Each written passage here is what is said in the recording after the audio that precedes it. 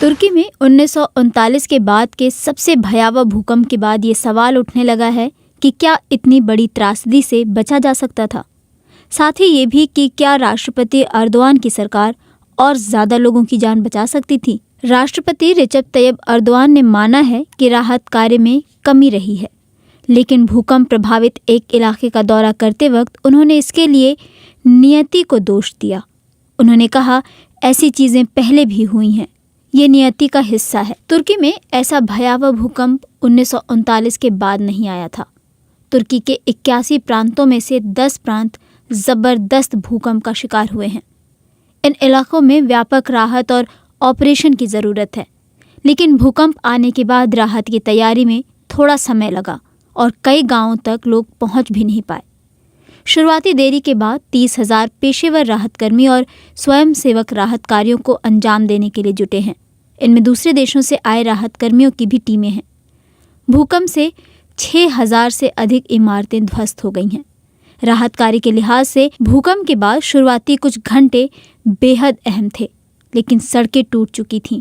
इस वजह से प्रभावित इलाकों में राहत कर्मियों को पहुंचने में 2 से 3 घंटे लग गए। तुर्की में भूकंप आते रहते हैं, लेकिन इस बार के भूकंप के बाद स्वयंसेवकों की प्रमुख राहत टीम के संस्थापक का कहना था कि इस बार राहत ऑपरेशन में राजनीति आड़े आ रही है। 1999 में आए एक बड़े भूकंप के बाद सेना ने राहत ऑपरेशन चलाया था, लेकिन अर्दोआन ने तुर्की में सेना की ताकत कम करने की कोशिश की है। राहत टीम अकूत फाउंडेशन के संस्थापक नसूह महरूकी का कहना है कि पूरी दुनिया में सबसे संगठित और लॉजिस्टिक्स से बेहतरीन तरीके से लैस संगठन सेना ही हुआ करती है। उनके पास बेशुमार संसाधन होते हैं, इसलिए आप इस तरह की आपदाओं में सेना का इस्तेमाल करते हैं। लेकिन इस बार कमान तुर्की की सिविल डिजास्टर अथॉरिटी के पास है।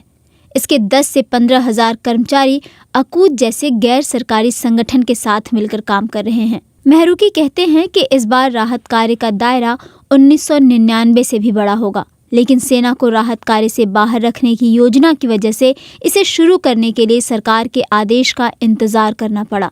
इसी वजह से राहत और लोगों को तलाशने के काम में देरी हुई।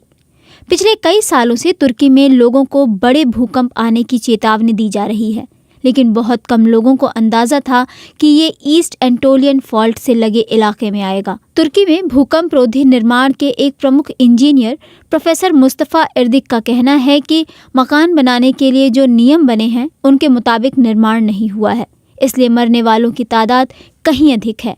उन्होंने बिल्डिंग इंडस्ट्री की अक्षमता और अज्ञानता को दोषी ठहराया है। वो कहते हैं कि ऐसा विध्वंस और इतनी बड़ी तादाद में मौतें रोकी जा सकती थी। हालांकि कानून मंत्री कहते हैं कि बिल्डिंग निर्माण में हुई अनियमितताओं के दोषियों के खिलाफ कार्रवाई होगी। तुर्की में विपक्षी CHP पार्टी के नेता कमाल किलिदारोगलू कहते हैं कि अर्दोआन को सत्ता में आए 20 साल हो गए हैं, लेकिन उन्होंने देश को भूकंप की भयावहता झेलने के लिए तैयार नहीं किया। अब यहाँ 1999 के भूकंप के बाद शुरू किए गए भूकंप सॉलिडेरिटी टैक्स में वसूली गई रकम को लेकर भी सवाल उठाए जा रहे हैं। इस रकम का इस्तेमाल भूकंप रोधी मकानों के निर्माण में होना था। इसके अलावा मोबाइल फोन, रेडियो और टीवी ऑपरेटरों से वसूले गए 88 अरब लीरा के टैक्स के इस्तेमाल पर भी सवाल उठ रहे हैं। वहीं दूसरी ओर भूकंप के बाद राष्ट्रपति अर्दोआन ने देश में एकता और अखंडता की अपील की है। उन्होंने भूकंप में राहत में देरी करने के आरोपों को अपमानजनक करार दिया है।